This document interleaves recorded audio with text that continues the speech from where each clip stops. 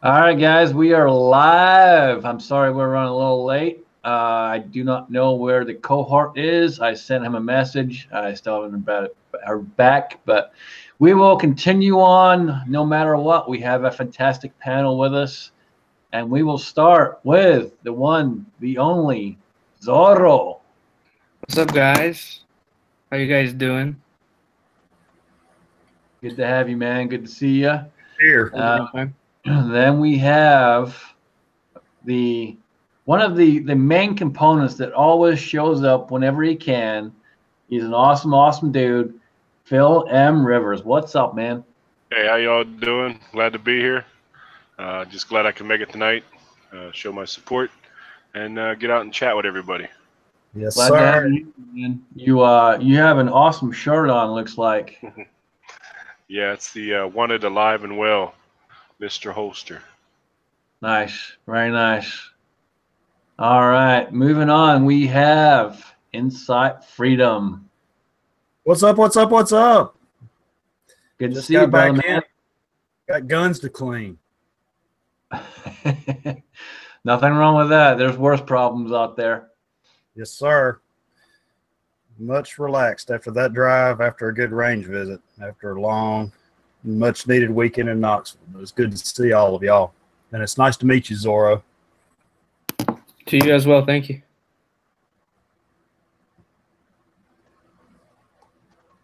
Yep. And then we have the one and only Night Strike. What's up, man? Fuck the royal family. And that's why you got an invite right there. But yeah, thanks for the invite. It's been an interesting weekend. Let's put it that way. So I put a video out here a couple days ago about a veteran who is looking for 100 cards. And where I found out about that was through Night Strike. And I thank Night Strike for that very much. And I felt compelled to do whatever I could. So I threw it up there. And I can tell you we got a lot of hits on that already.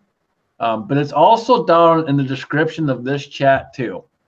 So guys, if you haven't seen that video, go check it out. And Night Strike, you want to talk about that for a minute? Yeah, I was checking the news the other day. This was on Friday. I was checking the news, seeing if there was, sometimes if you look at the a news website, sometimes you'll find that oddity or that one article that's actually interesting that you want to read. Yes, they're few and far between, but I saw that, and it's just this World War II veteran who he was diverted from going to D-Day, even though he was on a ship that was going over to D-Day. But he was a World War II veteran, and he's turning 100 this year, and all he's asking was for 100 birthday cards. I figure, you know what? For someone who fought in World War II and fought to defend our freedom, our republic, our democracy, even though sometimes we don't want to defend the democracy. But regardless, he fought for this nation. 100 birthday cards is not a lot to ask for. So I figured I'd share it with everybody on the Friday Night Strike, which is the podcast I do on Fridays. And Scotsman jumped in, and he found out about it, and he did a call out on his channel for it. And I appreciate it. Yep, that's it, man. Again, just like you said, he fought for us to be here, and all he's asking for is a simple card. That's it. Yeah, I'm gonna write one and I'm gonna send it. I mean, I thank, and every time I see someone who served our country, I say thank you for serving our country, because they made the ultimate sacrifice at the end of the day for us to keep our peace. They're the ones that get dropped into God knows where and do what God knows what for our basically our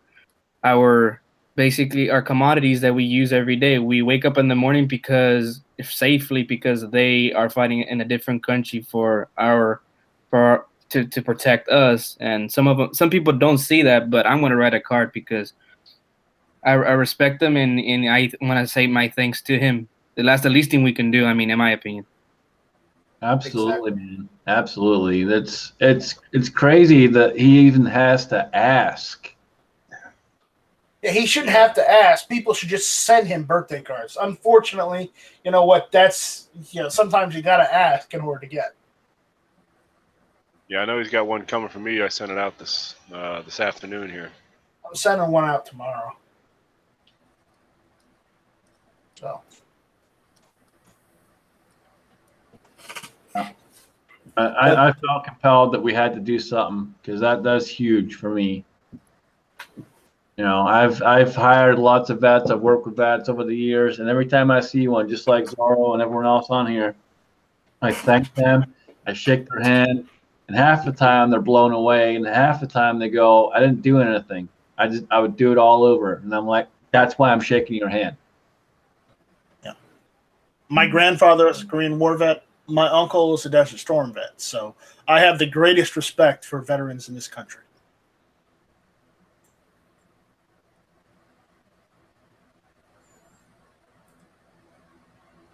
If I could, I would do more than just send him a birthday card. But at the moment, he only wants birthday cards. So I'm going to make sure he at least gets 100. Oh, he's already got that. New Texican, good friend on here. He is taking 95 cards to school tomorrow morning and Awesome. having all the kids sign a card in that class that he is teaching and going to send all those out. So they're right there. There's 95. That's awesome. This That's postal awesome. service is going to be overwhelmed by the time we're done. They're going to have to bring in extra help.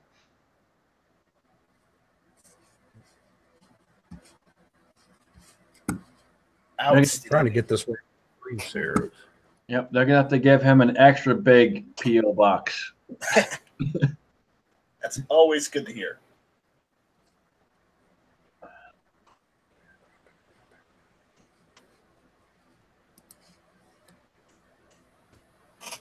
So, I think it was Bald and Curious was looking for the link for sending cards. So I put it out on the side chat.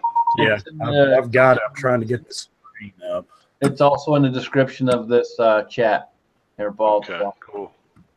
It's the one that says Fox News, and yes, we know Fox News. Ooh, watch out! But it's the one good article they actually published. Yeah, I was actually surprised to see that too, but I was like, "Yep, we're jumping all over that." Absolutely.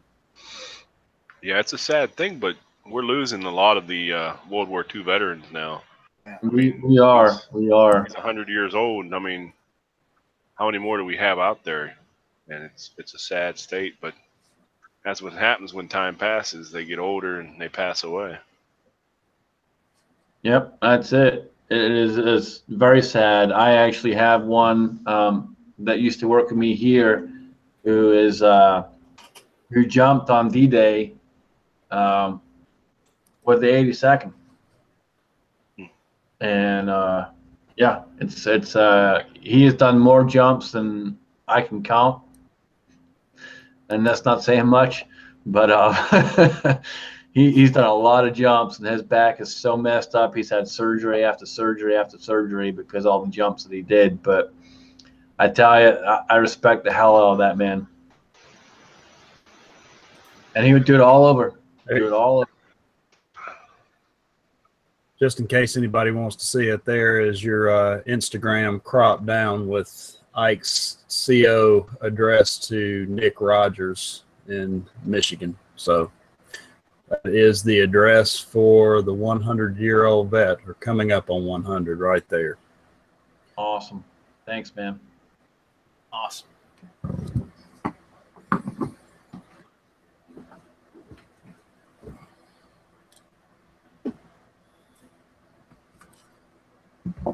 Yeah, someone's asking about Jan. I don't know where he's at, but I know he's on earlier tonight. I caught part of his live chat. He was just playing around with stuff, and I figured he'd be on early. Jan is not answering, so I'm guessing he's probably either drunk or fell down the stairs. Who knows? Or someone stood in front of Jan. Indisposed. Pick up a bar of soap. No, somebody dropped the soap. Yeah. Oh, yeah, he's indisposed. Their misfortune. Remember, don't stand in front or behind Janice Gay. That's bad.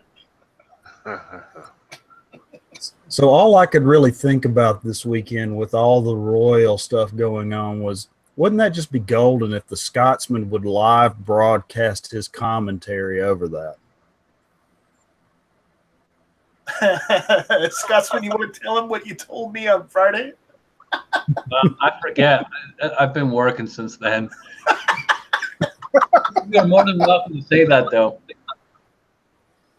Please do.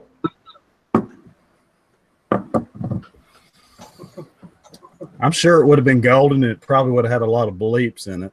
Night Strike, go ahead and say it, man. I believe. I'm going to paraphrase, and I'm not going to do Scotsman justice, but it basically surmounts to this: fuck the royal family. That's in a nutshell. I'm sure that's extremely accurate right there. So, granted, Scotsman can say it with a bit more flair and an accent, but I can't do it justice. An entire trainload of dicks and go fuck themselves, and yeah, we'll leave it at that. Yeah. Hashtag not my royal family. Yeah. Hashtag I don't give a fuck about them. There's bigger things to worry about, such as leading into the next thing. Hashtag guard every school. there you go. Which is what this chat's all about tonight. We are all about that. That is what this is about. Chuck has a link. I don't know if he's working or not, unfortunately. But he does have a link if he wants to jump in. And, yeah, that's what it's about, guys. Hashtag guard every school. Insight, I know you put up a video earlier, brother. I have not had a chance to watch it. I was at work all day. But why don't you go ahead and kind of put out a little bit about what's going on and why we're doing this. Chuck's been floating this guard every school out there for a while in his videos. It's one of the hashtags he always does. About 3 hashtags at the end of his videos, and the guard every school's been one. Of course, Chuck's a teacher.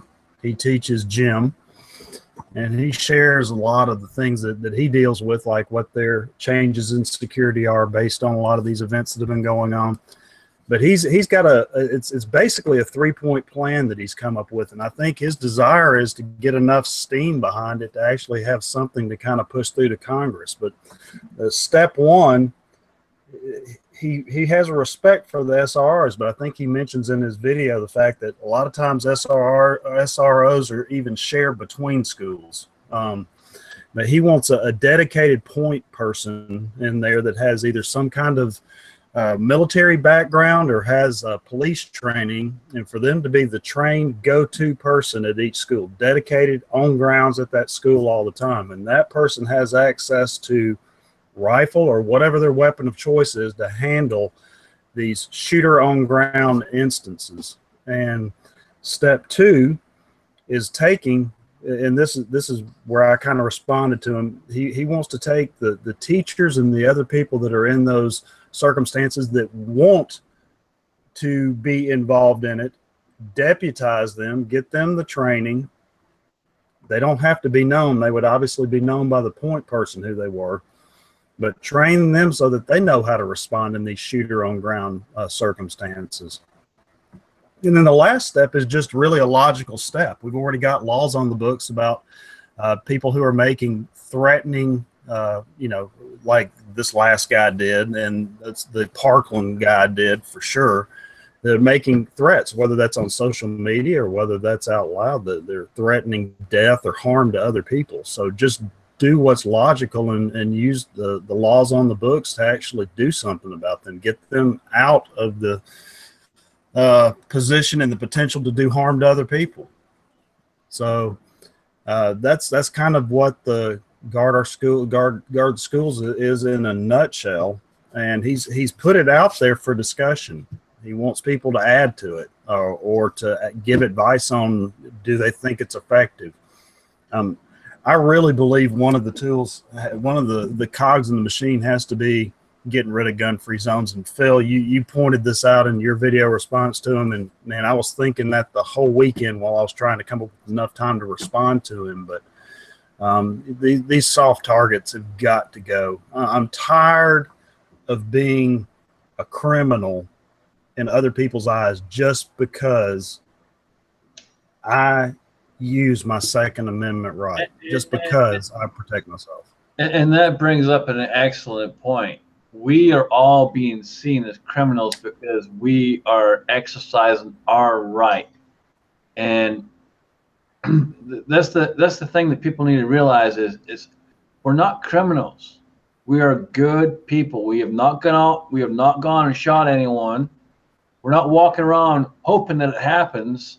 We are here carrying for if something does happen, we can step up to the plate and take care of the issue. And it's the same thing with guard every school. You know, number one, just like Bald and Curious said out there, and Bald and Curious, you got a link too, man. If you want to jump in, you have a link. I sent it out a while back. But it starts with the parents. These parents need to step up and teach these kids right. They need to give them some damn discipline. There's no discipline anymore. None. Not a freaking lick of it. And like with this kid in this most recent shooting, he got a hold of the guns. How? Why were they not locked up? Why were they not in the damn safe? Where was the dad? Where was the mom? Why did he get these damn guns? Why is no one asking this question? All they go is, well, no, he had a gun. And then they go, well, it's a less lethal gun because it wasn't an AR-15. And they go back to the fucking AR-15. Just because he had a shotgun and a revolver. I'm sorry, but I'm just as lethal with my revolver as I am with my AR-15. They stated, and I quote what they stated, they said this exactly, is that the rate of fire from an AR-15 is way more than the rate of fire that you can pull that trigger a lot faster. I'm sorry, I can pull the trigger of my revolver pretty fucking fast. I just find kind of funny is that when you see these news outlets or certain news outlets like CNN, and you hear them talk about what this guy had and what the shooter had, they say a revolver and they say a shotgun, and they have nothing to say until and they have nothing to say. They can't say nothing. They're so programmed to say, well, ARs are bad, and that's what their default is. If it wasn't an AR, and if it was a revolver and it was a shotgun, they still talk about AR. See, this is the main reason why you get rid of these types of guns. But that gun wasn't even used. And that's they're so programmed to say these certain things that if it was something completely different, they'll just be shocked. They were shocked when they found out it wasn't. Wasn't there like a news outlet that put out like a source saying that there was a black rifle that was used, like a Ruger black rifle? Yeah, I heard a lot of things coming out. I heard some speculation about there were some pipe bombs potentially that were outside that had been left out and things like that. But, you know, talk about things like, you know, we're always talking about the black guns. We're always talking about the ARs, you know, the big evil looking gun. But people do a lot of damage. Think about Oklahoma City. Think what he did with just simple farm fertilizer, nitrogen, ammonium nitrate. And doesn't take much to make a bomb out of something pretty simple. And if somebody wants to do harm, they'll find a way. They'll get a truck and they'll run through a crowd. They'll take knives and go on a stabbing spree. You know, whatever it is. And I've said it many times over. Guys, I come from a country where it is gun free. It is literally impossible to get a gun unless you have licenses, are members of clubs, and pay a shit ton of money. But guess what? Everyone dies because of fucking knife crime. I take a damn beer bottle. I smack someone over the head with it. Guess what? It happens. Yep. It's not the fucking gun. It's the guy behind the fucking gun. So does that mean you have to be a lord in order to own a gun in England? No. You just have to have a shit ton of money. Or the UK, not England, but whatever. Shit ton of money. You have a shit ton of money and a lot of time and are willing to drive and be a part of a club and leave your gun at the club, then yes, you can have a gun. Pay some outrageous taxes and things like that. hold on, you have to be out of your fucking mind. You think I'm gonna spend that much money on a firearm just to leave it at your premises? Fuck that. Yeah, you do not get to take the gun home. The only way you can actually have a gun anywhere at home is if you own farmland, and at that point you're only able to own a shotgun, and usually it's a side-by-side or an over-under. Not the worst, but not the best. Isn't the latest thing in the UK stabbings now? They want to ban knives. Yeah. Well, that's it. That's what we were talking about. And there's more stabbings than I can count. Like, it is insane. It happened when I was back home a long time back. I was about 14 or 15, and I went to go see a football game. And yes, I'm going to say football, and not American football, but Soccer. an actual football You mean game. soccer. We got Fucking feet. And there was a stabbing not 10 feet from me. I mean, not 10 feet from me. It was probably less than that. It was probably about 5 feet from me. And I didn't even know it happened. But it could have been me. Like, it was right there. You know, and there was no warning, nothing. It just, that's it. Bam. Guy took a knife out, stabbed the guy. Bam. Done. You know, Wow. It's just crazy. But they always blame the tool. They never blame the person behind the tool. Yeah, I And never one of the understood big that. things with the hashtag guard every school is, let's give these people training. Let's make sure they know what they're doing. Let's train them right. Make sure they're armed and armed the right way. And then on top of that, let's arm the teachers, teach the teachers, and arm them, and have security and everyone else in there as well. So there's multiple facets in order to make sure that our kids are safe. Can I jump in? I'm here now. Go for it. What's up there, Armand?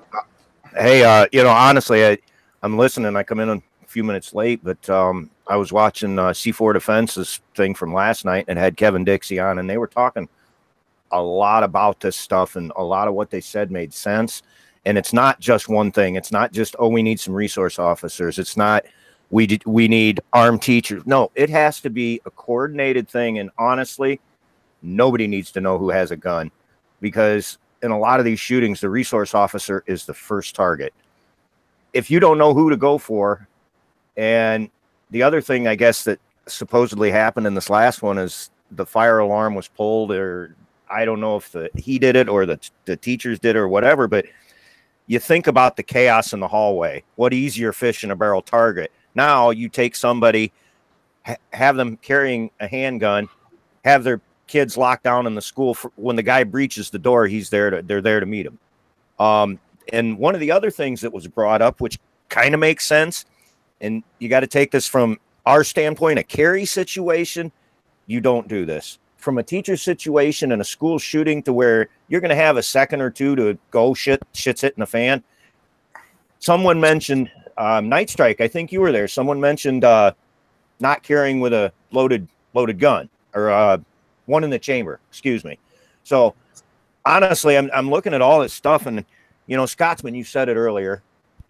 For one, you said I like to talk, and I'm living up to that. You said it earlier before I jumped on about.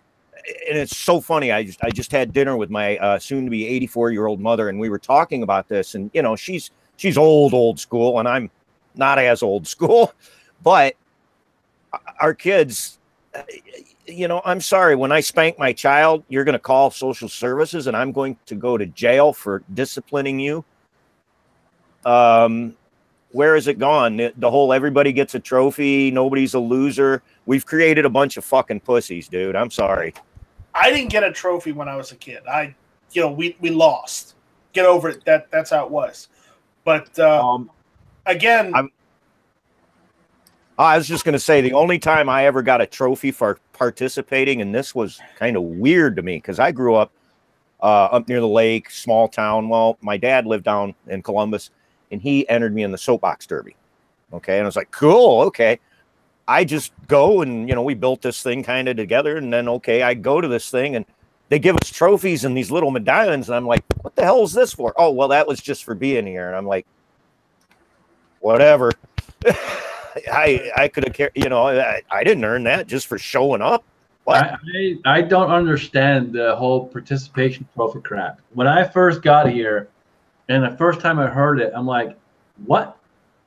Are you fucking kidding me? Like, just because they showed up, they get something? No, that's not how this works. They earn it or they don't get anything. That's not how any of this works. But I've never understood that. And like when I'm teaching kids in martial arts, you get some of these parents, they come in and they expect you to teach them in a certain way. And if they don't like what you're doing, they'll try to say something. And I've had to pull parents aside and be like, look, you want your kid to learn respect. You want your kid to understand what it is. Yes, no, ma'am. Yes, ma'am. No, ma'am. Yes, sir. No, sir. Or do you want your kid to run all over you? And they usually go, good point, and let me go do what I do. I'm just going to say one word, Bushido. Exactly, brother. Well, it's a code. It's a code, and if you really look at that code, it's about honor and respect. And my God, it's everything that's been lost. It really is. I live my life by it 100%. That's how I am as a person, and you guys say a lot of things about how I do this and I do that and so on and so forth, and thank me for this, that, the other. That I say no. I don't want the thanks. I don't want this. I don't want that, because that's not me. Me is Bushido, and Bushido is having honor, treating people right. That's just what life is.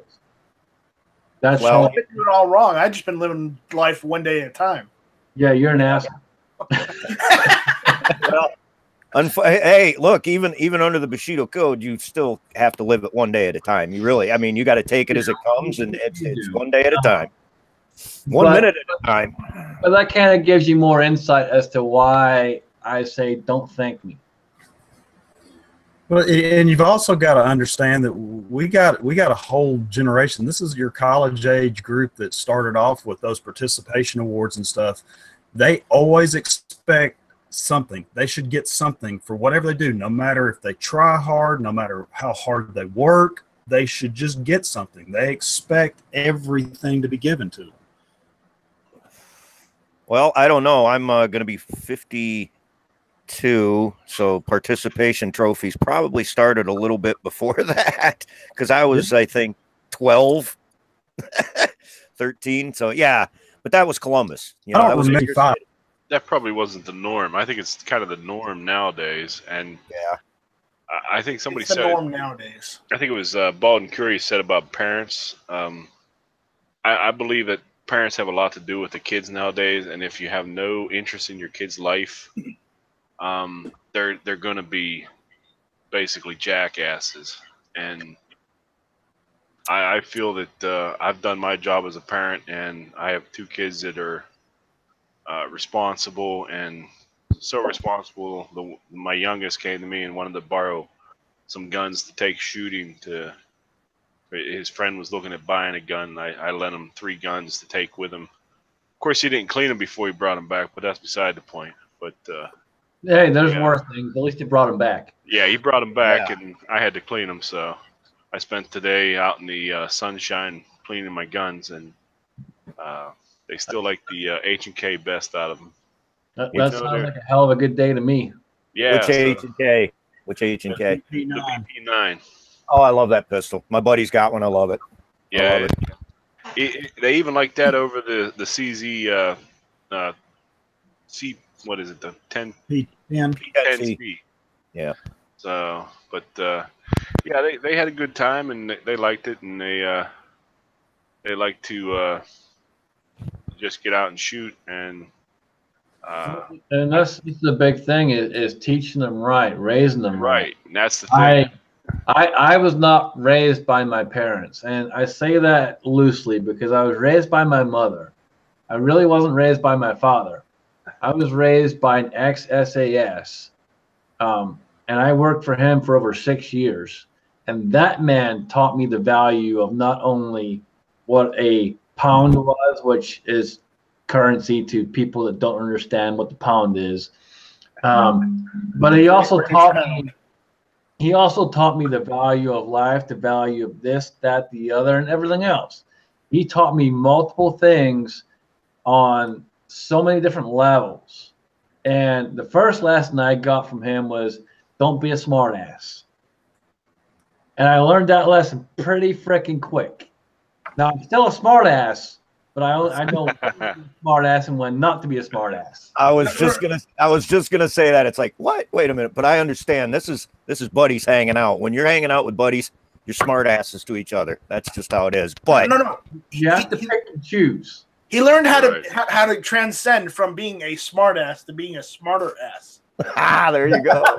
That's right. You know when to be a smartass and when to step back and say, hold on, I got to take it back a step, and then go back in and be a smartass. Right. A smarter ass. A smarter ass. Smarter ass.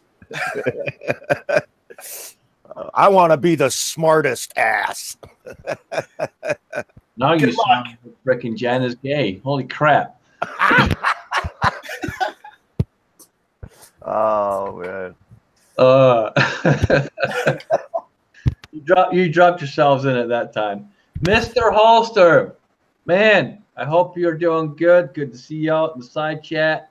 And while we're at that, why don't we do some shout-outs? We got Measuring Grains. We have Stealth Hunter 1000, TC's Corner, Gorillas and Guns, V-Borg. Good to see you, brother.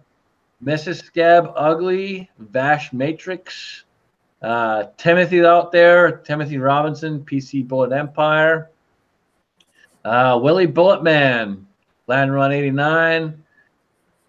Let's see, Modern Mountain Man. Hope you're doing well, man. Good to see you out there. D4 Defense. Good to see you too, brother. We got Bald Curious, Captain Shark, Eagle Eye Shooting. Good to see you. I saw your video, man, where you doing your 1,000 not your 1,000, but 1,000-yard shot. Yeah, your 1,000-yard shot. Sorry, thank you. I knew there was 1,000 in there somewhere. 1,000-yard shot, and that was pretty cool. Let's see, Backroads, etc. Good to see you. Uncle Dan laughed already, but Uncle Dan lost his wrench, got his wrench back, lost his wrench, got his wrench back, lost his wrench, and may or may not have got his wrench back. We'll see next time. What is this? Is this? Let's try and see who can keep the wrench the longest. Uncle Dan has a habit of losing his wrench every time he jumps on here. Let's see what else we got there. We got TC's Corner. We got Is Your Six Covered? Yeah, let's see. Jet's in. Yeah. Yep. And Modern Anti-Federalist jumped in after you started up too. He might have a little insight on the matter since they had a big chat about it the other night. Yeah, I saw that. Absolutely. He's got a lot of insight, that one. Measuring Grain said he doesn't know the rules. It's real simple. Don't be an asshole and don't fuck up on my channel, and you keep your wrench. You be an asshole and make videos saying different things about me where I have blocks when I don't have blocks, then you lose your fucking wrench. I know nothing. I know nothing. If you asked nicely, I would make a video about you. No, if you haven't seen my retaliation video, make sure you check that out. And I have more coming. That was just the first one. And I actually used an app on my phone, which is kind of funny because it's the first time trying it out. I downloaded this app on my phone just for shits and giggles to see what would happen. And it was actually pretty funny. So I'm pretty happy with how it turned out.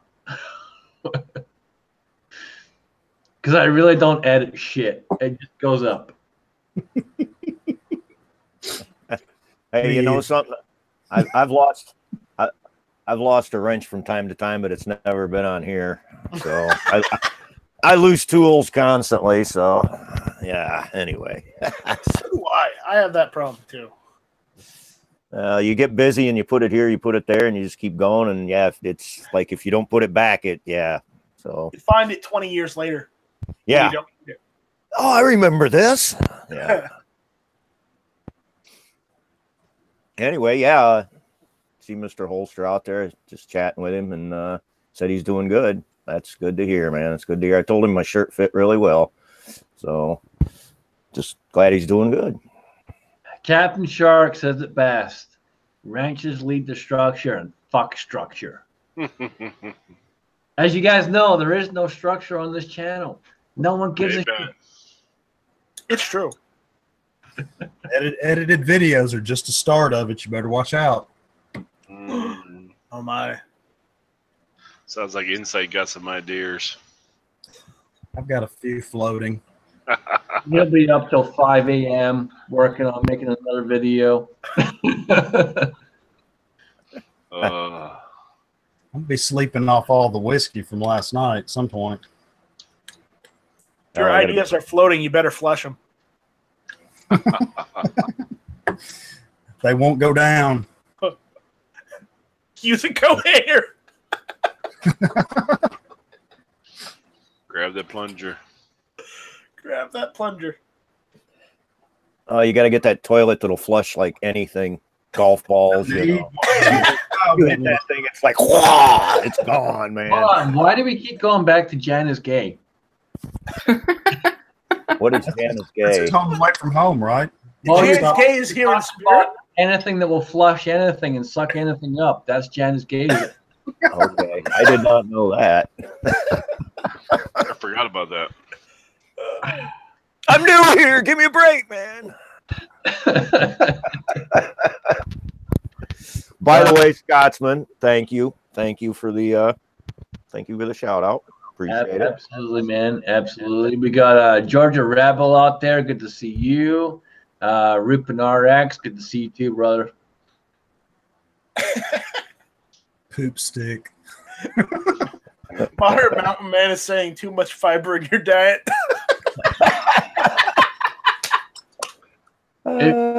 Real quick, if you guys don't know Modern Mountain Man, please go check him out. He is one of the coolest dudes you'll ever meet here on YouTube.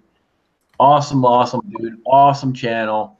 And yeah, man, I'm waiting for more of your barbecue videos.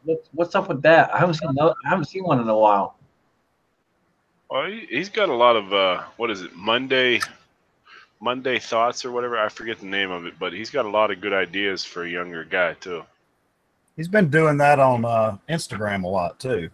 Oh, I don't do that. Yeah, I see stuff on Instagram. I follow him there too, but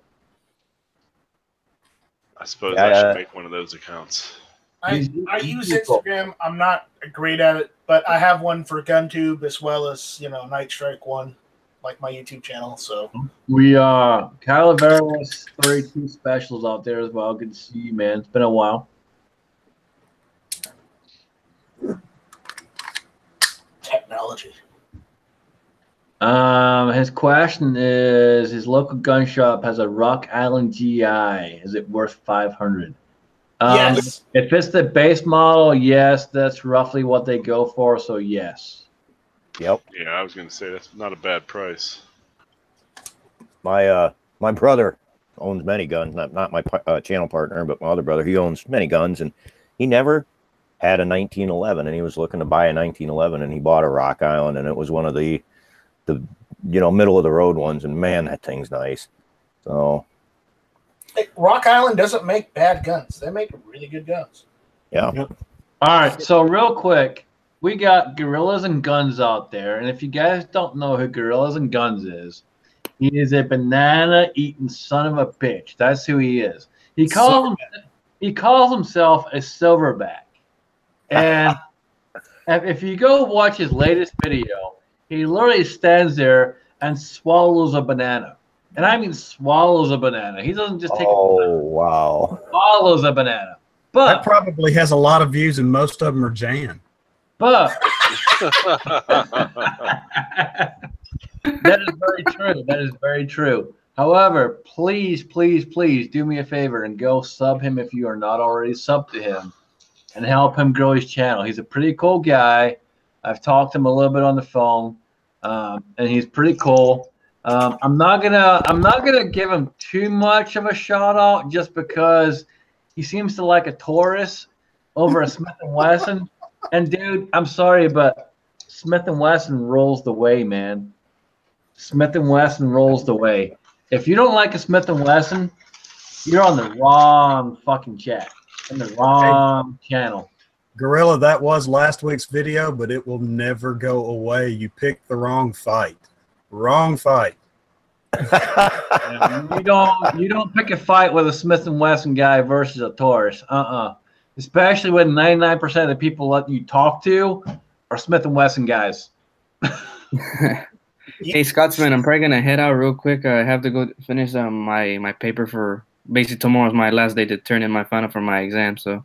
All right. Well, Zorro, good to have you, brother. Appreciate it. I might join back later once I'm finished. But if you guys are still up, I'll join if there's any room. Yeah, hey Zorro, like I said, nice to meet you. I'll check out your channel. This is a first for me, so I'll check you out. Buddy. And I checked out yours too. I'll sub to you right now too. Hey, it was a first for me, for you too. So first time hanging out with you, I do believe. So thank you. Zorro's pretty cool, man. Yeah. Thank you guys. I'll talk to you guys later. All right, have a good one. Later, Zorro. All right, bye. Scotsman, when you said gorillas and guns, and you said he was a silverback, I'm like, oh God, is he one of those gorillas that was in Congo? Well, hold on. See, Gorillas and Guns just said, I have a Smith & Wesson, though. So now he's trying to crawl back in.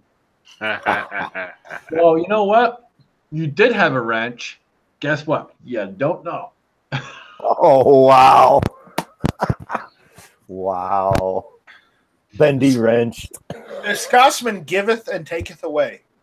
I guess. No, Scott from Gorillas and Guns, he's a good dude, man. He was on my first podcast that I attempted. All the podcasts other than everybody else's I've done has been our We the People podcast we do for it's once actually I think we're supposed to do it next week. For Lifestyles of the Locked and Loaded, there's usually 4 of us, sometimes 5, and we get on but he's usually part of that. So, but he's a good dude.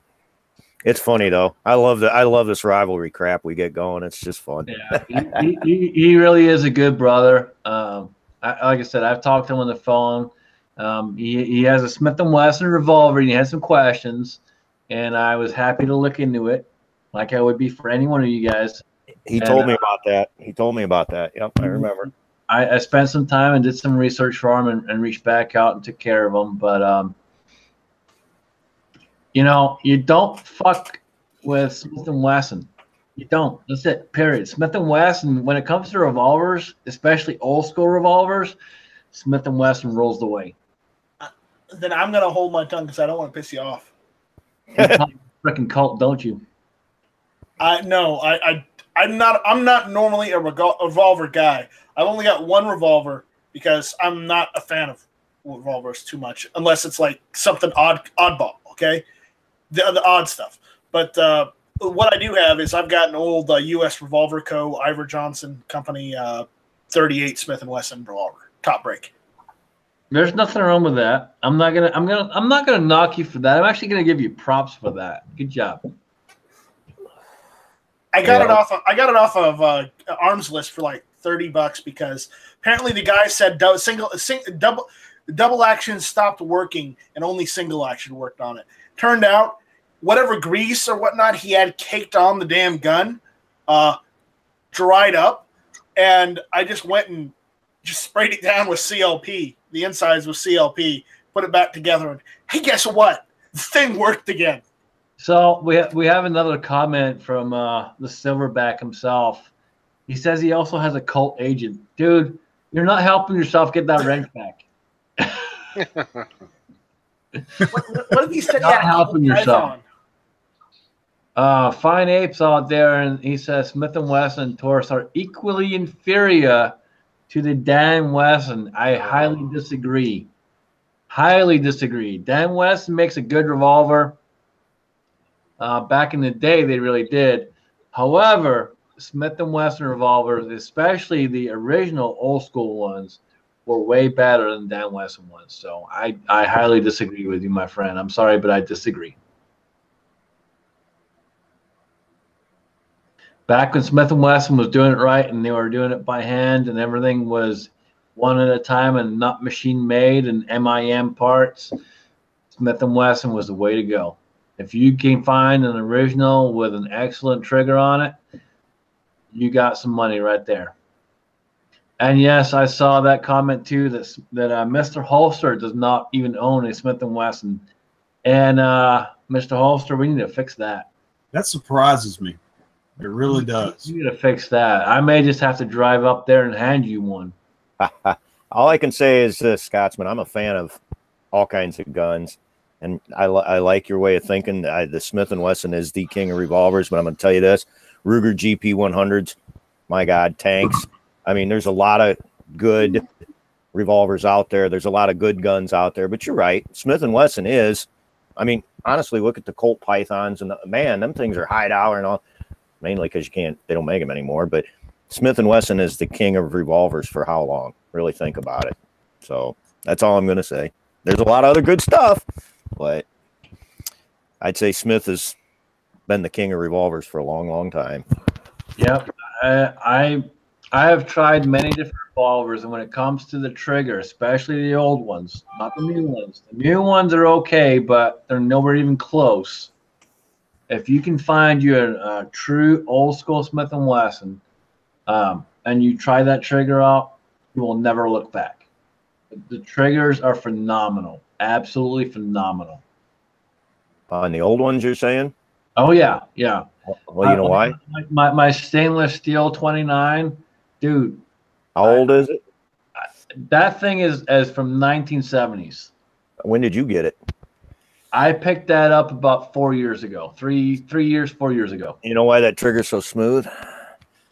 One, it's a Smith & Wesson. Two, it's been well broken in. And they get smoother the more you shoot. Oh, no. I've only put 50 rounds. No, I'm saying how much was it shot before you? No, none. That thing is in perfect condition. It has also virtually no turn line whatsoever in that cylinder. Wow. Yeah, then it wasn't shot very much.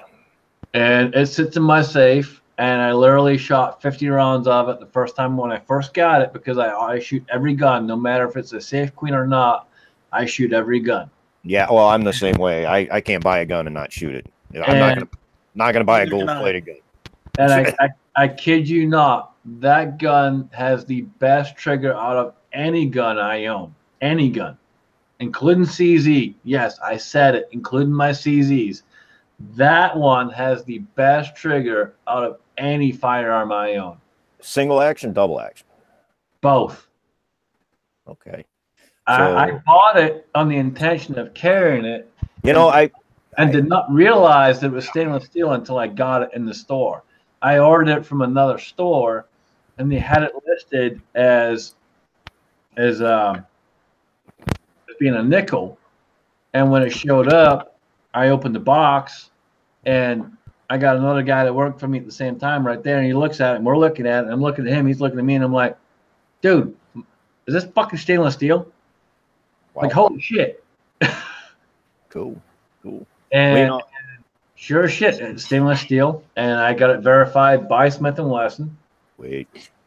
And it's the best trigger ever. I kid you not, dude. And we'll get together and shoot sometime, and whenever we do, dude, I swear I'll bring it out. You can shoot it. Wait.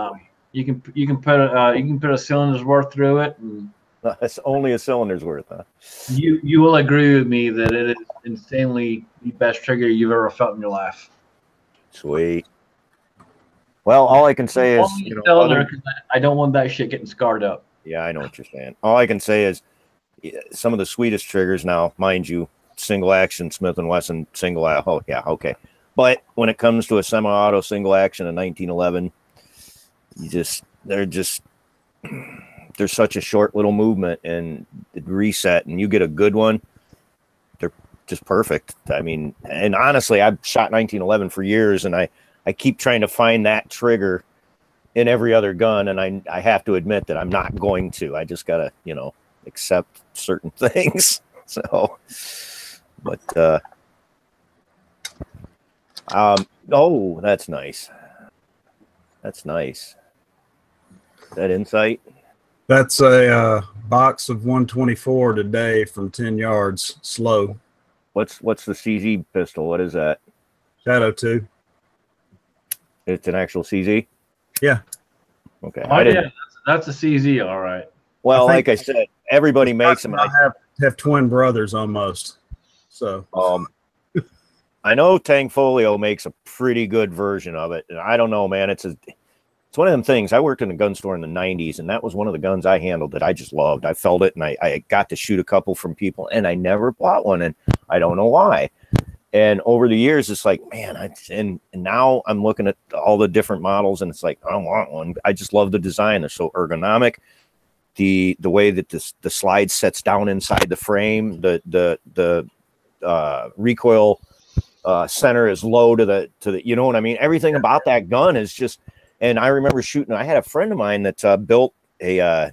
This was back when everybody was trying to make major power factor with a 9mm, and they went to the 9x21, and that was the only way you could do it. You know. Anyway, he built a 9x21 on a Tangfolio, I believe. You know, and man, that thing was. And of course, it was a race gun, but man, that thing just shot so smooth, and it's like, man, that's my next handgun. I am gonna get me a CZ. So. Yeah, and Captain Shark's out there, and he says exactly like I was talking about earlier. Back in the day, everything was hand fitted and hand done, and that's the key. That is the key.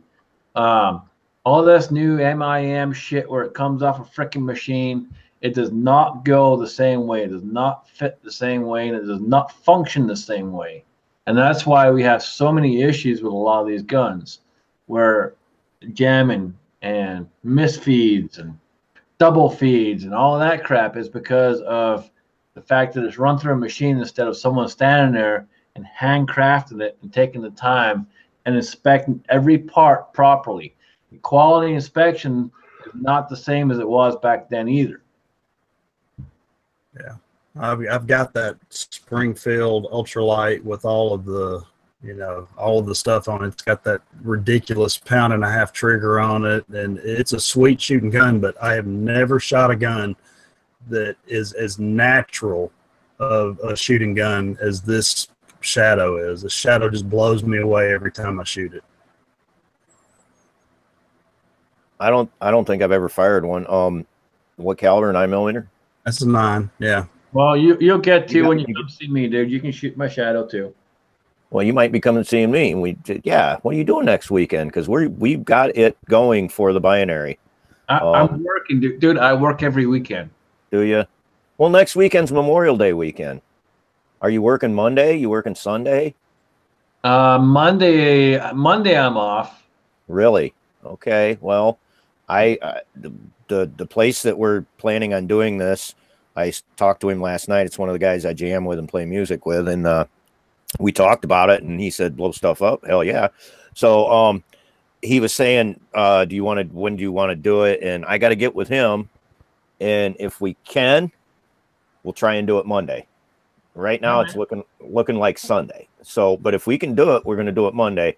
I have 5 pounds of binary, and my channel partner brother has 50 pounds of binary. So we're going to blow stuff up. So, well, if you can set it up, I will bring some with me too. I'm pretty sure I can pick it up pretty quick. Okay. I'll see if we can plan it for Monday, brother. Cool beans. Hell yeah, man. Hell yeah. And we got some people commenting about the 365 out there in the side chat. I actually had one come into the store. I had a distributor reach out and say they had one. So, yeah, I took it, and I sold it within an hour. But I will tell you, before I sold it, I did try the trigger, and it's a pretty damn good trigger. I was impressed with the trigger.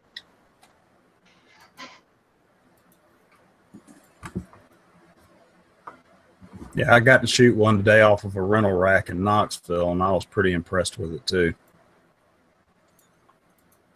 Oh, you don't have one, or you? The 365? No, I don't have 365. I've got a. Oh, no. Oh, crap. I thought we were talking about the handgun you were talking about before that fits your hand so well. Oh, the Shadow. Yeah, the CZs just do. There's something about the ergonomics on a CZ. Even the PO7. I love this, and this shoots well. But the difference is how naturally that Shadow 2 returns back to target. I mean, it's a heavy gun. It's almost 3 pounds, but it's. If you look at the bore axis between the Shadow and the PO7, that is so much lower in the Shadow, and it just sits right in your hand. Literally, whenever you point it, it hits what you pointed at. Well, and if you notice that on original CZ style guns, that the slide, yes, it sits down inside the frame and it rides its opposite of standard type slide rails. But when you look at it, that slide isn't very tall.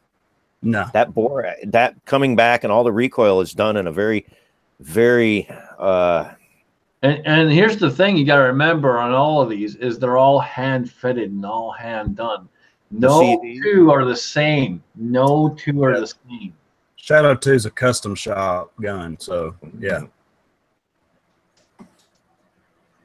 So when you take a couple of us, I know that Big Johnson, he already has the 22 conversion kit. It's not going to fit the same as his regular slide's going to fit. So you just got to bear that in mind. If you take something and try to throw it on there, it's not going to work the same way. Pop's Quest, he did one before where he took a TSO orange and a Shadow 2 and tried to flip them two. It wouldn't work. It worked on one, but not on the other. So just bear in mind that these are hand fitted and hand right. And the tolerances are so tight that literally it is point and shoot, and you will hit what you're aiming at. No, that's the Shadow. Not all of the CZs aren't made that way. Not all, but the Shadow 2 and the Shadow series are all done that way. Gotcha. If you buy something out of the custom shop, anything out of the custom shop, if you go on CZ Custom, they do have different guns for sale. All of those are all hand done. Gotcha. No, I tell you, one of my first experiences is, building guns. I did, and I still got the thing. It's probably talked about it before. One of my pride and joys is when Para Ordnance wasn't even making guns, I just made frames. And the first one I bought was an aluminum frame because I just wanted to build a double stack 1911. Well, and then I got into competition and started shooting heavily, and I thought, I'm beating the shit out of this aluminum frame. So I bought a steel frame, and I just kept upgrading and upgrading and upgrading parts. And I ended up having enough parts to build another handgun. But as I was doing that, I had to hand lap, because I bought parts to fit that snug. So that gun was, you weren't going to take this one and put it on that one. You might, but I mean, I hand fit all the parts, the barrel to the barrel bushing, everything was, the barrel wouldn't even fit, the slide wouldn't even fit on the frame, everything had to be, you know what I mean? It's like I hand lapped it and got it. Oh yeah, it was fun. Guys, I'm gonna give a quick shout out. Blue 823 is out there. Blue. Unfortunately, guys, looks like he lost his partner on Friday. So guys, if you would do me a favor, say a prayer for Blue and for his partner. How about a moment of silence? I'm absolutely for all that. Let's do a moment of silence.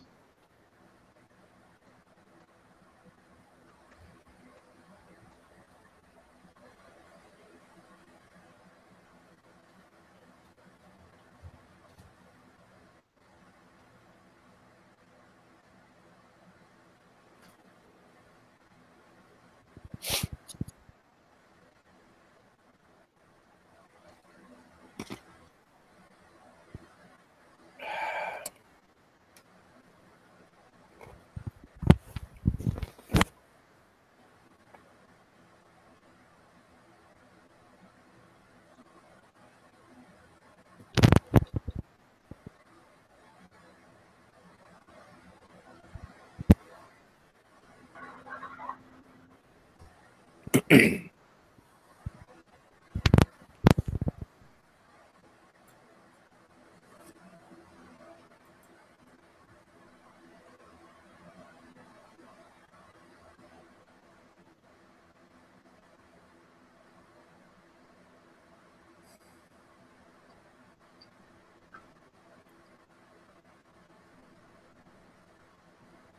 right, guys, if you would do me a favor and just say a prayer for Blue.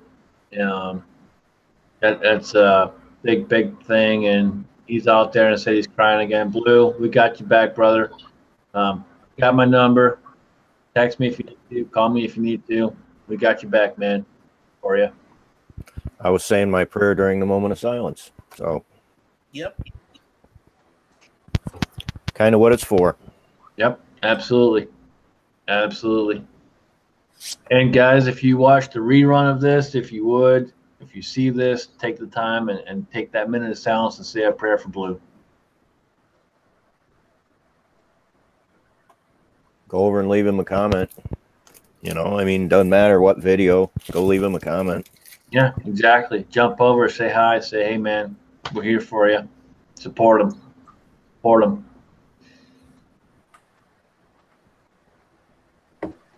That's a big thing. You guys might not think it's a big thing to lose the partner that he lost, but for Blue, trust me, that's huge. Absolutely huge. And it doesn't matter whether it's a canine or whether it's a human being. Anyone who you work with so long and take that time with, they're going to mean something to you. So just take the time and respect that. And let's support Blue. Let's take care of Blue. Let's make sure he makes it through this tough time. And, you know. Well, Scotsman, I can say this. It's one thing that I found hanging out with you, that you like to help people. You care about people. The thing with the Scotsman Mr. Holster, Scotsman did it, you know. And, you know, you tell me you're helping gorillas and guns, and dude, that's what I found. You got a good heart. So I just follow the code, brother. That's all I do. I follow the code. Yeah. That's probably why we get along. You know, there's a lot of people out there that probably don't understand what Bushido is and what the code means, but that's how I am. And if you have any general idea of what that is and what that means, then you understand me. But if you don't, then you don't understand me, period. Well, and I can tell you this: you don't have to be a martial artist to understand the code of Bushido. You don't. I mean, you know, I learned when I was younger and when I was in the martial arts, and, you know, like I said, I wouldn't mind getting back into it, but God, that was 30, 40 years ago. You'd have to work out a bit. Yes, I would. But anyway, I need to as well. So, but the point is the way of life, the code is not about the martial arts. It was kind of gained in that whole, but read the code. Read the code. It talks nothing about the martial arts. It's a way of life. It's a way of treating people. So for anyone who is curious and trying to learn about this and what it is, as much as this might sound stupid, please go watch The Last Samurai. Hey, there you go. Good movie. The Last Samurai, as much as I hate to promote a movie, that movie actually is a very, very good movie and has a lot of things in it if you pay attention. Right. Well, that was Robert Zemeckis. I think he did Back to the Future, didn't he? He did, and that movie right there has so much in it. If you actually pay attention to it, you can learn a ton, and I mean a ton, from that movie. Yeah. Well, they studied before they made a movie. Oh, they did. And I'll tell you something else that you can learn from, too. And you guys can laugh if you want to. But Kung Fu Panda. 1, 2, and 3. Go watch them and learn. If you actually pay attention to the things that are said and what's going on, yes, you can learn something. But remember, the Bushido code is the 8 virtues of the samurai is Japanese, whereas Kung Fu Panda is Chinese. So just remember to keep that in mind if you do. Yes. Well, it's honestly though, I mean, it's kind of strange. I don't know if you guys have seen the new Cobra Kai that's going on. I saw that. It's a great series. Turn on YouTube without getting it with. It's and everywhere. honestly, I think it's better than the movies. And it's, you know, it's a series, but you know, it's down the road, and then we're seeing the behind the scenes of what Johnny's life was like. You know, we didn't know that, and where he's at, and the way he's teaching these kids, don't be pussies, and you know, but there's some part of what he's teaching these kids that needs to be taught, but he might be pushing the wrong, but he's not as bad as his teacher was. You see what I mean? So, but you know, and then you look at the other side, you know, the code, and you know, and if a lot of the Oriental people had certain codes and the whole honor thing, but honestly, the whole Bushido code, yeah, well, and you know, if you look at the way Miyagi taught LaRusso, it was honor, and you know, the other one was no mercy, kill him. Well, sometimes you got to do that, but you don't go through life being like that. You know what I'm saying? And that's the difference. Is what is the life lesson? How do you live your life? That's the big difference right there. And to get this back on track, since we're kind of getting off track a little bit, but not so much, We Bring do it that. back around. we're talking about guard every school. Oh yeah. And this plays into that too. So you have to have the right mentality. You have to have the right understanding to be able to do something like this and step up to the plate to do so. Right. The other night on Sarge's chat, pretty much it was said that in this latest incident that happened in Texas, that apparently they were doing drills of which the individual who initiated the whole incident had knowledge of the drills, and said a topic was an idea was raised. Maybe they need to do the drills without the students and just the teachers and the people responsible for the school.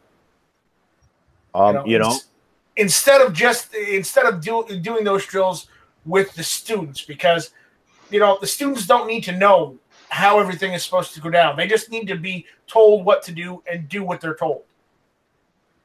Well, I can, yeah. Honestly, this is funny, Night Strike, because I missed it. That was last night with Kevin Dixie, correct? Yes. Yeah, that's my jam night. I was jamming, missed it. I left Sarge a thing, said, "Man, I'm sorry." He's like, "Oh, cool, man. Next time." But I got all these reloading supplies, a 9mm, and guess what I did? I didn't have to watch. I just went hit play, and I watched the whole thing, or listened to it, basically. You know what I'm saying? And I loaded, I don't know, 150 rounds or something. And yeah, I mean, everything I heard in there was, man, there's some good ideas. And Kevin, I've known Kevin a while now. I've never met him personally, but I've talked with him. I've chatted with him.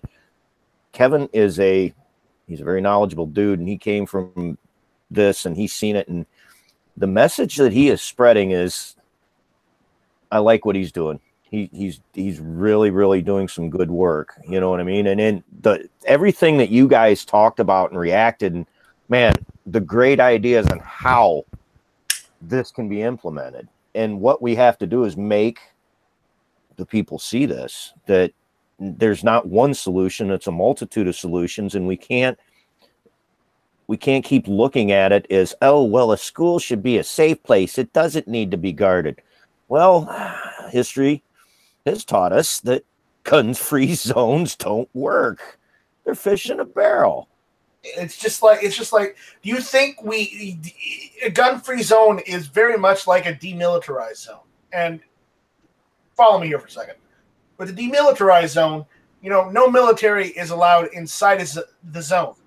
That doesn't mean you walk away from the zone and you don't enforce that no military gets in that zone. You do patrol the border of that zone, but you don't step into that zone. Okay? And the problem we have with gun-free zones is they say this is a gun-free zone, but there's nobody fucking around to enforce it. Well, that's it. I don't know how many times, like, if you look at the post office, for example, who's there to enforce that there is no guns going in the post office? No one. Zero. Zero. Nada. Nada. Nicked. Nil. Not a fucking thing. There's a fucking camera up in the ceiling watching you. What does that mean? Nothing. Not a thing. Nada. There's nothing there. It's just a fucking camera. And someone that may see you have a gun on you go, ooh, he's got a gun. Dude, just because I got a gun don't mean I'm a bad guy. Yeah, but it's a federal offense to bring it on premises. That doesn't mean you can't just leave it in your car, but in some states. But again, you shouldn't be bringing it into a post office. But criminals don't care where you go. They That's go the problem. they want to go, and that's the point. Criminals don't care. They see it as an all-you-can-shoot buffet. Exactly. It is. Gun-free zones need to disappear. Period. That's all it is. Gun-free. There should be no such thing as a gun-free zone. Well, I was traveling. I forget how. It was probably 2-3 years ago. I was traveling, and I was going through and doing some stuff and visiting various different places. And there's a lot of these places where you go and it's a state-run park, and you can carry in the park, but you can't carry in the building. And so I can stand outside the building with my gun on me, no problem. But the minute I want to walk inside the tourist building and go get a map or whatever, that ain't happening. I can't do it. But who's going to stop me? They're not armed. It's true. It's ridiculous. Gun-free zones need to disappear, period. Well, that was my thought. Was like, you were talking about demilitarized zone. Well, that means there's military all along this line, and there's military all along that line. Who's going to get in between? All right, same with a gun-free zone. You go to a gun-free zone, you go, okay, I'm supposed to give up my right to protect myself. Who's here to protect me? I look around and there's nobody. I'm like, what? No. I'm sorry of this feel-good attitude of, oh, well, this is a gun-free zone. You can't come here. Well, you know something? What's the definition of a criminal? Someone who breaks laws.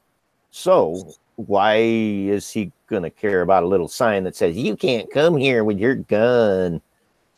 Well, I'm pretty sure he's not. So if I step into a gun-free zone, now if that gun-free zone is a courthouse or a police station, well, it might be guarded okay. But a school, nope. What? And children are our future. They're our greatest resources, blah, blah, blah. What? Why aren't they guarded? Why aren't they guarded? I still, to this day, we don't have an answer for that. Well, and they didn't need to be back in the day. I mean, when I went to school, shit, it didn't happen. But, yeah, like I said, things started happening when I was in high school, and because that's around the time, Columbine happened, and people actually were made aware of what was going on with Columbine, and yeah, not the greatest of times. The one thing that changed? Mass media. Society in general. Social media and mass media. That's what changed. All right, I was a child. I was born in 66, 70s, 80s. I graduated in 85. Okay. Oh, those times, dude, we had an antenna to get TV stations. We got, like 5 or 6 TV stations, or you had the radio. And like I said, I grew up in BC before cell phones. And the mass media starts happening, and everything's instant now. Everything's instant. Information, it's instant. And I just see a lot of things that you start putting 2 and 2 and 2 together, and now news networks are everywhere. Everybody's putting news out, and they can report what they want. They can report half-truths, but as long as people follow them, they're going to push it even more. I'm I'm sorry to interrupt, but Big Johnson puts out a very good point. I just can't read when it says gun-free zone. Yep. I'm the same way. I can't read that shit because you know what? I believe in the Second Amendment, and the Second Amendment says it's my right to carry where the fuck I want to. Well, the nice thing is we can open or conceal in Ohio, brother. Yeah, this whole gun-free zone thing, when they first started, I went, oh wow, really? Yeah. Okay. And Don't get me started. I'm still waiting for my permit. Your permit? Yeah. They need to ban gun-free zones. Yes, they do. Yeah, that term, that phrase should be banned. They should be taken out of the fucking dictionary and scrapped altogether. Altogether. Yep. Non-existent. Well, you know something? My brother's 6 years older than me. He was born in 1960, and he used to take his single-shot shotgun to school and put it, probably told this story, put it in his locker, and his teachers knew it was there because he was going to go rabbit hunting after school. He was going to walk way the hell out and go rabbit hunting after school. Nobody said shit. Nobody cared because shit like that didn't happen back then. What changed? What changed? Well, and honestly, I'm sorry. I just cannot stop thinking that progressive socialism has caused a lot of problems. And I'll leave it at that and let you guys discuss my thought on progressive socialism. I'm going to say this. Since I was born in the early 80s, I remember just a little bit of the end of the Cold War. And all I have to say is we spent how many years fighting the communists, and now the communists are in charge. Yeah. I'm sorry, but I have to interrupt. Almost to the end of this chat, my co-host, my friend, my brother, Alan B. Pro. Dude, what's up? Hey man, sorry. Got a little preoccupied. Had quite a bit of a problem downstairs, and just could not get away from. So you were taking care of the bar. Hey, Al. I was having to take care of the bar. Hey, Alan, nice shirt. I just washed mine for the first time, so I wore it the other day, and it's folded up. It's got to go back in my drawer. Nice shirt. Oh, they're absolutely phenomenal shirts, man. They are comfortable. They are. Mr. Holster is in the side chat too, just FYI. So yeah, it's for you, Mr. Holster. Yep, good shirt.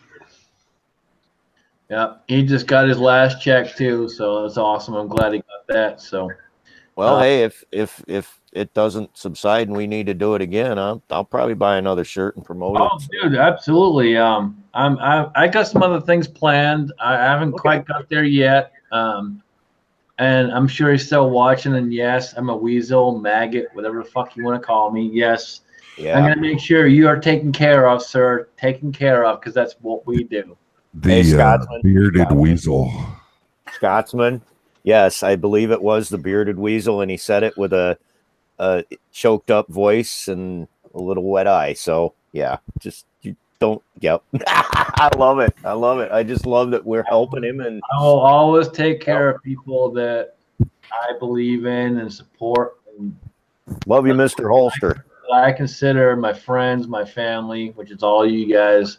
I will always do what I can for you. So, and he is definitely included in that. And there's more to come, man. More to come. And those of you that don't know, with those shirts, we raised $1,700+ for Mr. Holster. Awesome. Which is pretty damn awesome. I was very, very happy when I got the final number. It was like 1760 or something like that, which is pretty cool.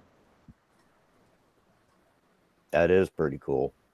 So thank you to each and every one of you that bought a shirt, helped in, get Mr. Holster that money. He's an awesome, awesome brother, awesome guy. I hope one day to be able to shake his hand and go on the hard target range and shoot with him. I really hope that I can do that sometime soon. You got to work that out so he can have some Smith action up there for sure. Oh, he's going to get a Smith. I'm going to take care of that. I'm going to take care of that. I'll probably hand it to him personally. Hey, I'd say this, you know, you and Gorillas and Guns being ornery with each other and getting on each other, but he did buy a Mr. Holster shirt and he made a video. I did not make one with mine yet, but I was hoping to get mine and make a video go buy these, but it was like I barely got in at the end of it. So, but I'll give a shout out to Gorillas and Guns for buying a Mr. Holster shirt and making a video about it. So hope it spread the word for somebody else to buy one of those. So. Well, I have worn that shirt that it's not so fresh anymore. It does need to go in the wash. Yeah, mine's got to go in the wash too. I'm wearing my farmer shirt because farmers stick together. And there'll be a video coming out probably after this chat. There's a good reason farmers stick together. I'm a little scared. I'll leave it at that.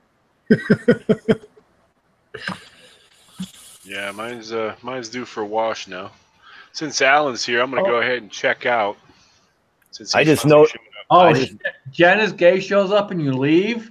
Yeah, what's up with that? I don't know. Yeah, I just noticed you it have your shirt happens on everywhere I too. go. I'm getting accustomed to it. Yeah, it's that 4:30 wake up. You know what I'm saying? Although Phil, I gotta say, you're looking pimp-tastic with that mustache. I tell you what. All right, Phil. Before you leave, would you like to do an outro and plug anything that you have or anything else that you want to plug? Yeah, I just want to say thanks for having me. It's been good. If you haven't seen what we talked about earlier in the show, was the World War II veteran that wants 100 birthday cards. Sent mine out today. It's out there in the side chat earlier, and Insight Freedom put the address up. Going back. Go ahead and get that out to him. Send out a card to him for his birthday, June 6th, I believe it was. Yeah, so get that going. And it is in the description of this chat also. So He's got it up right now again. So yeah, So it's that's it right there.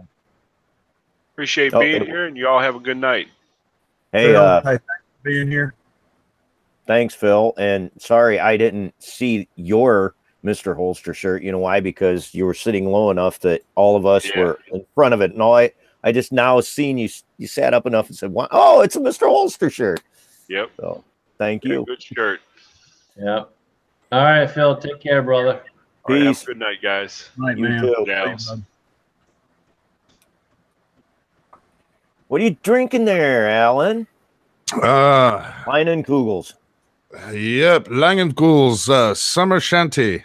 That is some good stuff. It's not too bad. It's not too bad. I thought it was 4.8, but now that I can almost see, it's actually only 4.2. It's not too bad. Got a little lemony aftertaste. I was gonna say, isn't that like 4.2? Yeah, Bud Light's like 4.3. Yeah, I'm drinking 40. I'm drinking 40 proof, so whatever. It was Or 80 proof. hella cheap. I bought a bunch of it for hella cheap. So, beer is one of those things that I drank a lot of cheap beer just to drink beer, but then you get to the point that I'm going to drink beer, I'm going to drink good beer.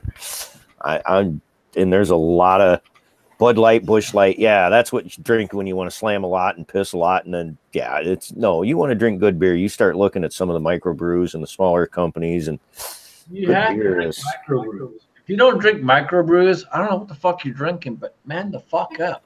No, not micro, whatever. I'm talking like Great Lakes Brewery. You drank in Great Lakes. You know what I'm saying? Smaller breweries that, there you go. Which one you drinking? So, yeah. My neighbor, great guy, another gun guy. They were supposed to come and pick our leaves up last year in the city, and they were supposed to do it twice and they didn't. So these leaves, you know, it was like, are you going to pick them up? No, it's going to snow for 6 fucking months.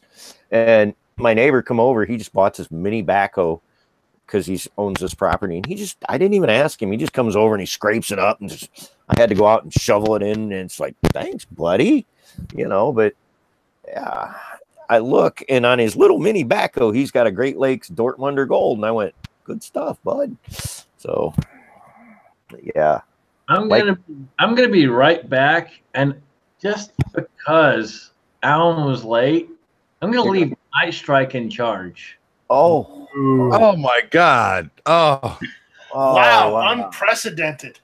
Unprecedented indeed. Well, I've never Low country, South Carolina. We have Night Strike in charge. I've never been left in charge, so Just FYI, I live in the Charleston area, but I'm not from South Carolina. So just you and I talked about this before. I live in the city where you live, so for a while when I was younger. Yeah. I live in the city where Insight used to live, so it's funny. So I guess I'm getting sloppy seconds. I didn't leave too much of a mess. Oh yeah. Where are you from, Alan? I don't know Insight if you know where the golf course is, but I live right next to the golf course. Yeah, I was back then almost everybody was a member of the country club. That's, you just kind of went there to swim and play tennis mostly. I didn't golf back then, but yeah. I live in the old house that was built in the 60s right next to the golf course. Yeah, I know the one that was on its own little private dirt road. Yeah, that one. Interesting. That's not too far from where the office was down there. If you went back in a little bit, it was just a little sand road back down into the swamp where the office was. Is that anywhere near Old Edward's farm? It might be. You know Old Edward? Well, he died probably 20 years back. He lived down the street and around the corner from that old oak tree they chopped down. When did they chop that thing down? Like 32 years ago or something like that? They still do the Warthog Festival down there? Warthog? You mean a Rice Festival? Well, they used to do a Warthog Festival downtown. They'd shut down downtown, and it was like a festival, and they would like. Nah, they only do that for the Rice Festival these days. Then they fly warhogs over, or? Yeah, yes, exactly. They would fly warthogs right over from the National Guard Armory. It was great. As in wild boars, but it was where that was actually kind of what they considered a highland, which meant that it was maybe 25, 30 feet above most of the stuff around it. And so in the summertime, the people who had indigo and rice used to have summer homes there to get away from the mosquitoes. Warthogs, wild boars, like Janice Gay. Yeah, okay, exactly. Are we talking warthogs like the A-10s or flying? Like the wild? No, we're talking wild boars like Jan is gay. I just, you said warthog and I went, what? Wait a minute, A-10? Gorillas and guns, you are welcome for the ball busting. Don't fuck with Smith & Wesson, dude. I'm just telling you right up. You get on my channel, I give you a ranch. Don't fuck with Smith & Wesson or you will lose everything. And I will make a video that says you're an asshole because you don't like Smith & Wesson. You're an asshole. Don't talk about CZ either because he's protective of the CZs too. Damn straight I am. Just for shits and giggles, while I'm here, guys, I did get a new tattoo, so just nice. And Armament and Axis, you will probably know what that is. I was trying to see what it was. It's not focused on my end. Hold on. There you go. Can you focus now? You gotta keep talking there, Scotsman. Yeah, it's kind of blurry. Can you see it now? It's still fuzzy, man. My eyes suck and my video sucks. I think it's just your eyes. It's pixelated. Well, get the pixels out your face. That's not very old ink there, Scotsman. When did you get that done? That is literally, I got that done. Let's see, today's what, Sunday? That was Wednesday. The funny thing, Scotsman, is I drive for a living. I drive dump truck for construction, and I do a lot of traveling, and I see all these tattoo places, and I got 4 of them. I got 7 years ago, and I'm kind of wanting another one. I actually want to get the first one I ever got, and you can say what you want about the NRA, but at the time I was in my 20s, and it's not the NRA logo, but if you take the eagle that's in the middle of the NRA logo with the shield and the crossed rifles in its talons, that is my first tattoo on my right arm. And it was wrote across the top and the bottom, the right to keep and bear arms. And I look at it now and it's like, oh my God, it's been sun faded. And the one thing I would like to do is get it redone, get it recolored, and maybe done a little bit better than it was then. But yeah, the last tattoo I got was 25 years ago. So, damn, dude, I don't wait that long for a tattoo. How old are you? How old are you? I'm old enough. Old enough. Old enough to get a tattoo. What is the actual name of that Japanese dragon dog thing? Yeah, it's being called. Isn't it Japanese dog thing or dragon dog thing? It is. I know in Chinese it's called a That's it. kilin. You probably see that better. Oh, that's Look better. at it. In Chinese it's called a kilin. I think in Japanese it's a kirin. It's a food dog. That too. It's a food dog, like it's made out of tofu, or It is a food dog, or it's also known as, I'm not quite sure exactly how it's said, but it's like Shalisa or Shalisa, something like that. So what is underneath the front, his front right paw? What is that underneath his front right paw? That is a ball. Okay. And on my left arm, there'll be another one because traditionally is 2. And so this one took almost 3 hours because of all the detail in it. And I'll be going back here in a couple weeks and getting this arm done. And under the left paw will be a cub. Yeah, And that shadow detail is incredible in that. It really is. And this is the reason I only go to this guy. This guy has done all my tattoos, and he does a phenomenal job. I do not trust anyone else to do my tattoos, and it probably pissed off reloading from the hot pot, but it is what it is because I only trust this one guy. That's it, period. I literally went and got my first tattoo when I was in Oregon.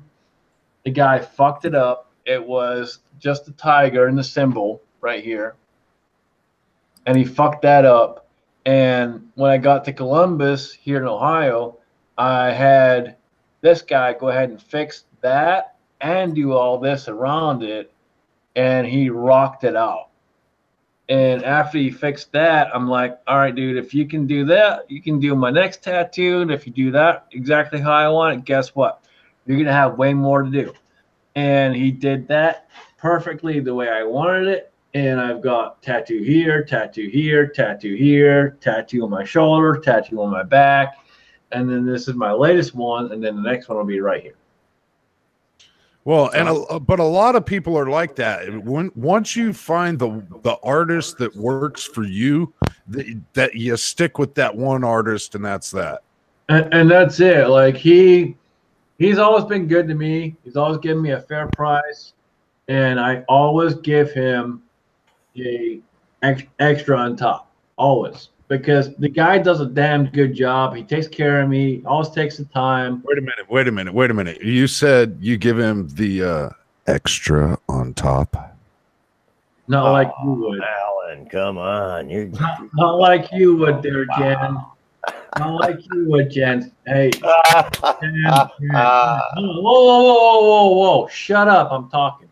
I was laughing. Shut up. I'm talking. Okay. Jen, that's not how it works on here, man. You know this. Come on, dude. Whoa. Hold on. I was just trying to clarify what you said. That's all. Hold on. I did not just tell Alan Jan became to come on.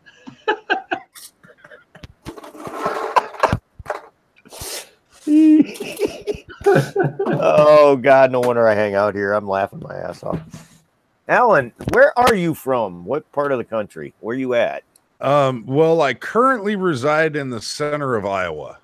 Oh wow, you're far from us then. I mean, not super far, but far enough. Right? Yeah, I'm far enough away that it makes it slightly hinderable to run into some of you folks.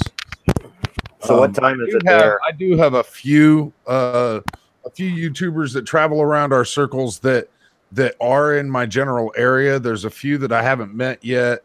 There's one in particular that I've actually done videos with. But a lot of the people that travel in the circles, I'm just a bit too far away, and I never get any time off. So, well, you know, I can say this is, you know, I started my channel like what 8-9 months ago, and you know, I'm trying to hook up with all these people and make videos, do whatever. And Scotsman, I just found out recently he's not far from me. You know, I've trying to network with everybody, and I'm finding out, you know, okay, well, we're all in this general area, and we're all in this general area, and let's get together. And it's tough, man. I mean, we want to really, you know, we meet each other, and it's like, man, I want to meet this guy. I want to go shoot with this guy, and you know. And if we're lucky, we go to like a NRA, the last meeting thing, or, you know, a SHOT Show, or somewhere, a big, you know, gun show and we finally would meet. But otherwise, it's like, man, this sucks. We live so far away. As of tomorrow, my channel will be 1 year old.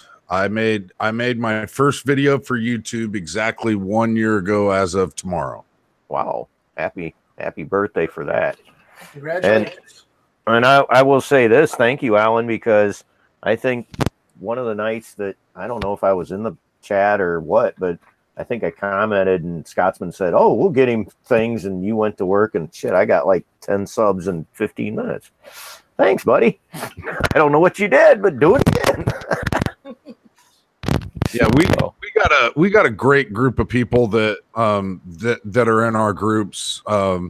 Not only are they just good people, but they've all got great heart, and they know that they show they demonstrate completely that the gun community isn't just, you know, these vile creatures with these black rifles. Well, yeah, we do it. We can band together and do a lot of good. And, you know, even if it's something as simple as getting a World War II vet birthday cards, you know, can you imagine what it's going to mean to this individual to not only get the 100, but get more and more cards on top of that? His PO box is going to be blown the fuck up. Well, nothing's going to fit. They're going to have a office isn't going to know what to do. And they're probably going to end up calling him on the phone like, dude, you need to come pick up all this shit. I hope he needs a couple of those little postal boxes full of it just to hand to him. He's probably going to be crying in tears. And, you know, it's going to be awesome because everyone here, this community made it happen. This community. Well, I'm going to tell you this is all of my uncles except for one fought in World War II. He fought in Korea. He was the one that got me into shooting and reloading and being a patriot and understanding the Constitution and all that. But you're right, man. There ain't too many left. Do you remember the miniseries Band of Brothers? I'm sure we all watched it and enjoyed it because it was very well done. Very well done. Now, all those guys are almost, I don't think there's maybe one or two left. One or two of the 101st Airborne that fought in World War I. Which one? I forget which one. I'm sorry, but I know that. Oh crap! Winters died. Shifty died. There was a bunch. I forget what ones left. And that World War II vet I was talking about earlier. I'm sorry. He actually jumped with the 101st. He actually jumped. Wow. Yeah. Honestly, I mean, and you know, this is the thing, man. Like I said, I was born in 1966, that was 22 years after the year that they jumped into Normandy. Okay. I look back at 22 years now and I'm like, well, shit, that wasn't that long ago. So it's kind of weird when you're born and you think, okay, well, that was like old history. But after you live 25, 30, 40 years, you go, well, shit, 10, 15 years ain't nothing. So you see what I mean? So, and it's really strange because, you know, oh, my uncles were in World War II and then my uncle in Korea. And oh man, that was so long ago. Well, when you're 5, 6, 7, 8, 10 years old, that was long ago. But after you lived long enough, you go, well, that wasn't that long ago. And I look back at Desert Storm. I was at military age. I didn't join. Should have. Because anyway, yeah, I was dumb and got married. Anyway. But that doesn't seem like that long ago to me. And that was what, 92, 90, yeah, 89, 90, I think. Yeah, 89, 90. Yeah. So, you know, it's like, it don't seem that long ago to me. So my uncle's in charge of an Abram tanks in Desert Storm. Yeah, well, so was my neighbor. But, the neighbor that helped come and clean up tonight, that just out of the blue came over and said, hey, I got this new mini backhoe. I'm going to help you clean shit up. I went, cool, brother. Yeah, he was. Here's the funny thing. I do have a couple of great uncles and some cousins down the line that did serve in World War II. But one of my great uncles actually fought in World War I. And he's still alive? I doubt that. No, he's dead. But my grandfather's eldest brother, and my grandfather was like the youngest out of like 7 children, and his oldest brother fought in World War I. My grandfather was born in 1912, by the way. Yeah, my grandmother and grandfather were born in 1897. So, well, we're going to go ahead and start doing some outros, and we will start with the one, the only Night Strike. And for those of you that don't know, Tuesday night, Night Strike, 9 o'clock. Tuesday night, 9 o'clock. Hit or miss, Tuesday nights, 9 o'clock, yes. Hit or miss, Tuesday nights, 9 o'clock. Check out the Friday Night Strike at 8 Eastern. And And if you do videos on YouTube and you're getting pissed off with how things are going on YouTube and how they're going after just any niche group now, not just guns, but anything, they'll go off on somebody and delete their channel or remove their videos. Go over to GunTube. Go over to GunTube, sign up, upload a couple videos there. GunTube.org. I'm doing the GunTube. I'm trying to get signed up to all these things that people are telling me about. So, yep. GunTube.org is actually Night Strike's site. So it's controlled by him, solely by him, created solely by him. Awesome. All right. That means we're not going to get. Yeah, cool.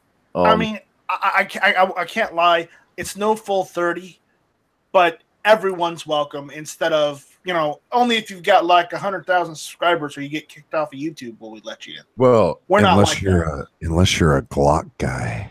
All right, moving on. Hold on. Moving on.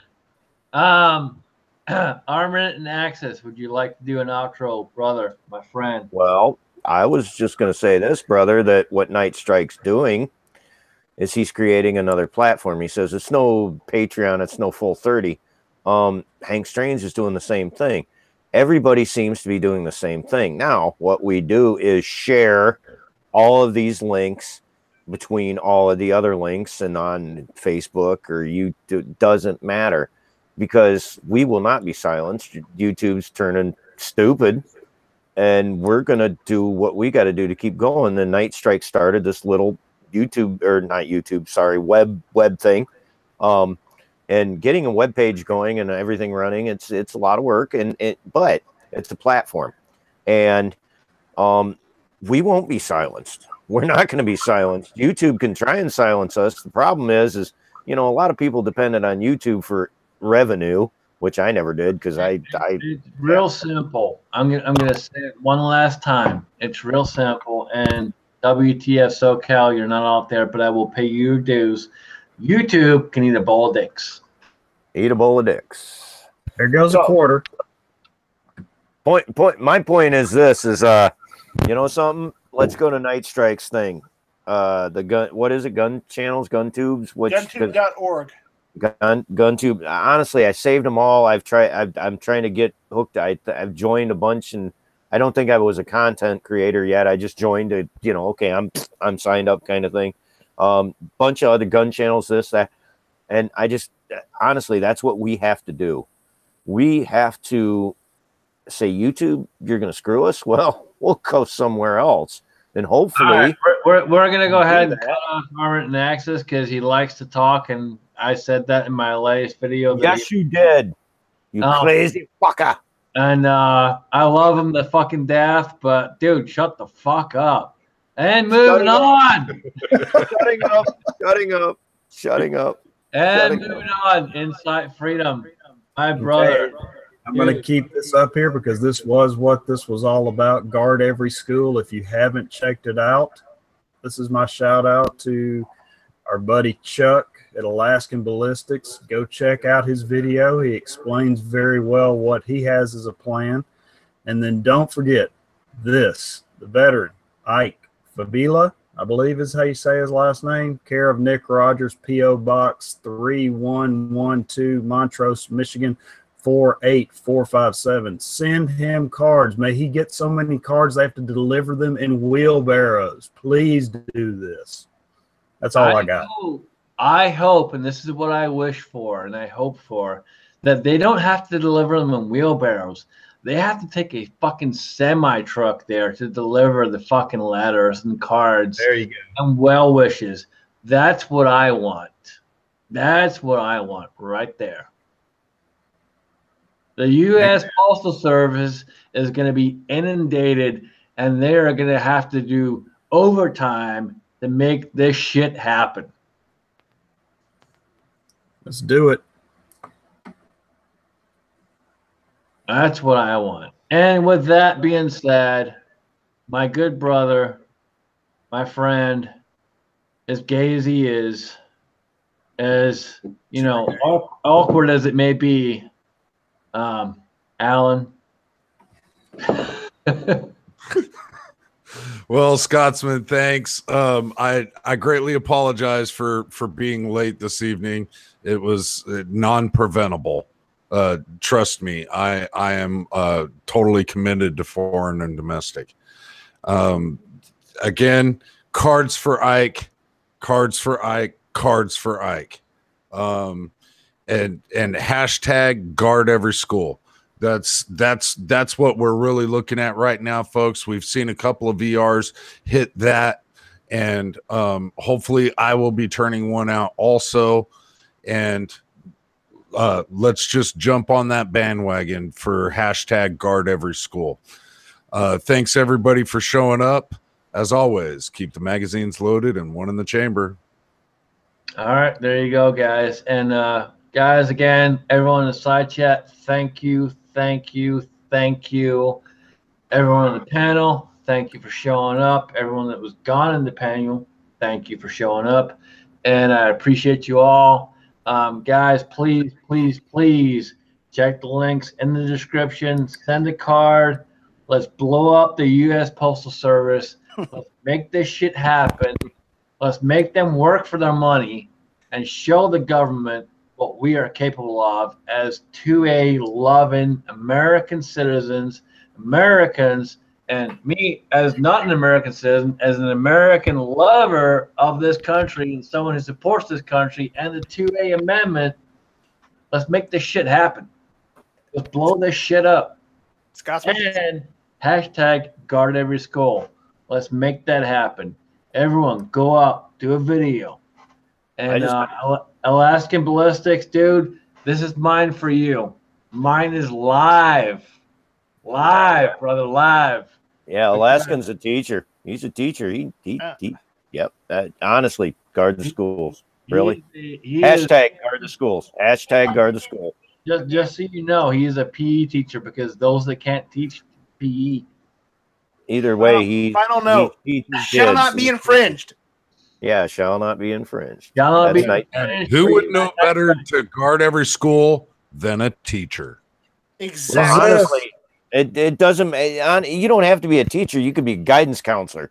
It doesn't matter. You work in the school. It Guard really every doesn't school. matter. It's take care of the kids, take care of everyone else, and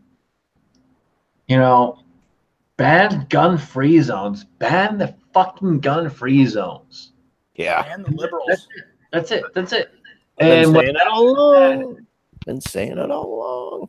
ladies, gentlemen, my friends, my brothers, everyone in the side chat, we are out of here. We appreciate you all. Peace. And Woo! woo!